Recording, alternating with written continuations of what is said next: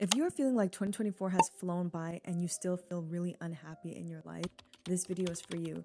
2 years ago, I was the most unhappiest, unhealthiest version of myself. I'm gonna go over the 7 habits that I gave up to become significantly happier in my life. And it wasn't until I gave up these 7 habits that I seen an actual true change in my life and my life's trajectory. So the first habit that I gave up is needing other people's permission to do things. You know, when you have like that group chat with your girlfriends and you're asking for everybody's advice on what to do, like if you need to send that text message, if you need to buy that outfit and you need everybody's input before you make a decision, that is something that I used to do and I had to let that go because I needed to learn how to make my own decisions for my own life so I could learn from my mistakes or gain from my wisdom instead of just depending on everyone around me to decide for me, because that led me on a path of a lot of unhappiness. The second habit that I had to give up is neglecting my physical health. Tell me if this sounds like you. When you know you got something maybe a little bit wrong, like maybe you're a little bit like your stomach hurts for a little bit too long or something else is going on in your body and you're kind of like, I'll deal with it tomorrow. I don't want to deal with it today. Like, I'm busy. I've got this, I've got that. that was me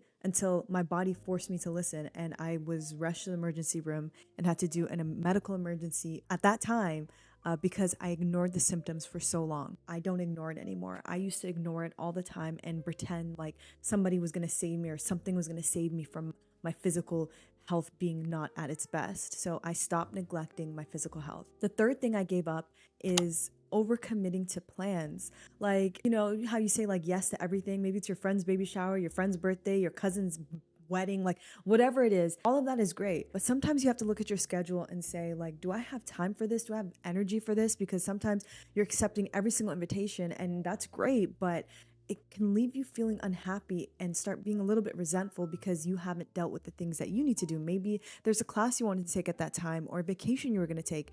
And overcommitting to plans is something that will keep you stuck in a loop of resentment. Make a schedule for yourself, make a calendar for yourself, and see what you have coming up next. But only commit to the plans that work for your calendar and your family's calendar, not just for everybody else because you want to show up. That's the fourth thing that I gave up is people pleasing, because I used to have a tendency of making sure everybody around me felt happy before I put my own happiness first. So remember, what do they say? Put your oxygen mask on first. I know it can feel guilty to say, oh, I feel so guilty saying no to stuff. I feel so guilty. That's what I used to say. And I still deal with that feeling of guilt. But now I just sit with that feeling of guilt and say, saying yes to this person, saying no to me. What do I need? Ask yourself that question. The fifth thing that I gave up is overconsumption of products. I am a consumer through and through. These influencers get me every single time. I will buy the makeup product, the appliance, like whatever is told to me, like I'm that target audience that I will buy it. But it became too much and that overconsumption wasn't good for my life, my budget, just my spending habits. And now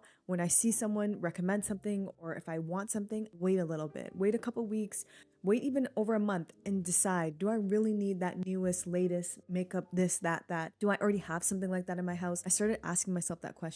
And also overconsumption of social media. Take a look at your screen time. I found that the most unhappiest moments in my life, I was also scrolling the absolute most, which led to a whole bunch of internal things that happened, but I can make that in a second video if you're interested. Leave a comment below if you'd like to see the internal factors that I gave up, because the majority of these listed here are external factors. And the other habit that I had to give up is FOMO. I had a habit of creating FOMO for myself because I would intentionally go look on friends' accounts or try to like see things that were going on. Let's say if there's like a festival or if I had friends on vacation, I would like make sure I'm checking on everything that they're doing, and that would leave me just with that fear of missing out. And now what I do instead is I make sure that I have my own plans and I have things happening in my own life that make me happy, and not externalizing my reality so much, but really thinking what would make me happy. And that influencer that I like, friend that I know is on vacation, what would make me happy today? Is that going for,